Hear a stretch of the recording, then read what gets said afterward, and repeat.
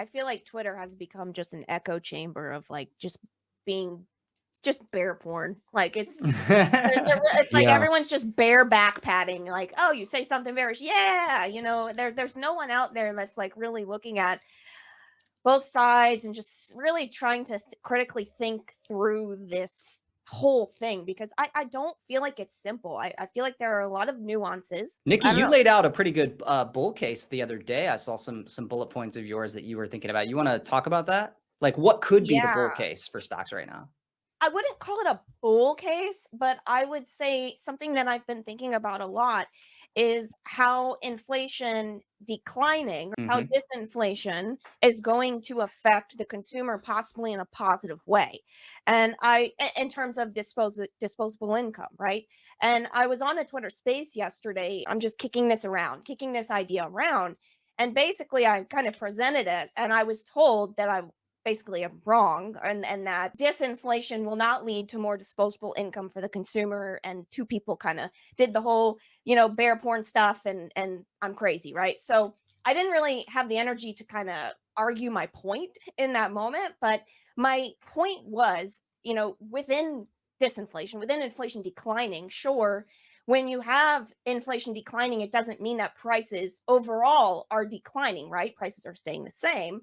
And if we have 0% inflation, prices are still the same. And overall, we haven't seen a decline. But when you look inside of that basket of goods, right? You have that basket of goods that we're measuring inflation with.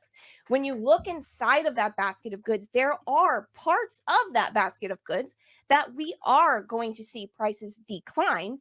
And they are important things like gas, airfare, utility bills, maybe even rent. We'll see how that plays out. But the rent can decline. It usually goes up over time, but there are periods where it can, decline. So my point was was that there are pockets of the basket of goods that could help the consumer if big capital letters if wages stay the same, if people hold their wage gains, whether that's they got their raises at work, wages are pretty sticky, whether that's retirees that had cost of living adjustments for social security that were the largest they've seen in a very, very long time, if ever.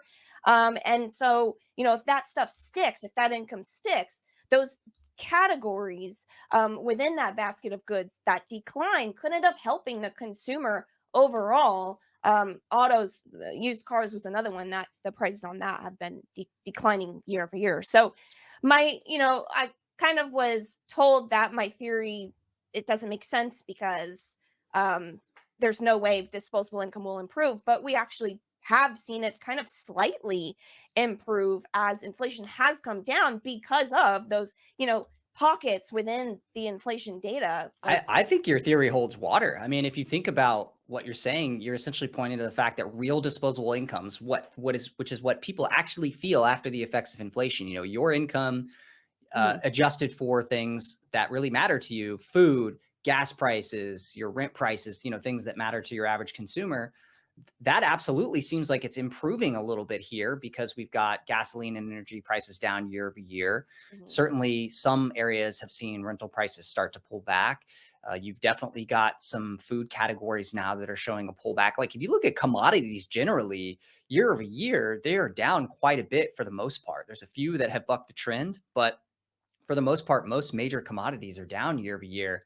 Yeah. And even if you look at the official inflation figures, which we know don't exactly map one to one with what people are really feeling in the real world, the CPI numbers, the Cleveland Fed nowcast is suggesting that the March numbers are going to come in at like 5.2% year over year inflation, which would be down from 6% last month. So that's a pretty significant move down from 6 to 5.2 in the span of 1 month. And we also know that the CPI numbers are going to get a benefit from lower rental inflation figures that get put in the CPI. That's the largest component of CPI. It's almost Mhm. 30% of the CPI's weighting is owner's equivalent rent. And we know because it's a lagged measure, we already know that from the months of like May or June through the end of summer, it's going to really be putting downward pressure on the CPI. So we could be at like 3%, 4% CPI by like midsummer. And I think you're right. Like, I think even not only the official figures, but also what consumers are actually feeling in their pocketbooks, real discretionary income Yeah. could actually be up. And then, of course, the big question then is, well, what if unemployment goes up too much? What if people lose their jobs? Exactly. And so what you really need to see is real disposable income keep improving and unemployment remain low. And right now we have that. So yeah, I mean, banking crisis aside, you're right that outside of that, we're still seeing like relatively good economic news for your average consumer. Yeah, and when I was told that disinflation doesn't help disposable income, I wanted to say like, okay, are you telling me? I know from firsthand experience when gas prices were at their peak and they went down, and instead of costing $100 to fill up your tank, it cost the consumer $70, right? And they're doing that multiple times a week. You're telling me that that's not helping the consumer have a little bit of extra cash for other things, for other important things, groceries, bills, whatever. And it's just something that I'm considering going forward when looking at both sides, when looking at the risks and looking at, the possible things that could keep this economy and this market kind of more resilient than people are giving it credit for. And Yeah. maybe the stock market does have the same idea that I have, especially with when you have people that can invest in treasuries now. They can invest in CDs, they can lock in yield to protect purchasing power. Well, if they're locking in yield to protect purchasing power, and they're getting paid and they're protecting that, then what does that look like as inflation continues to decrease? Yeah. So yeah, I don't know. That's where my head's at. Just trying to think through everything. You guys know I'm not super bullish, super bearish. I've been very flat, choppy market. Anything can happen from here. So I'm always just trying to look at both sides.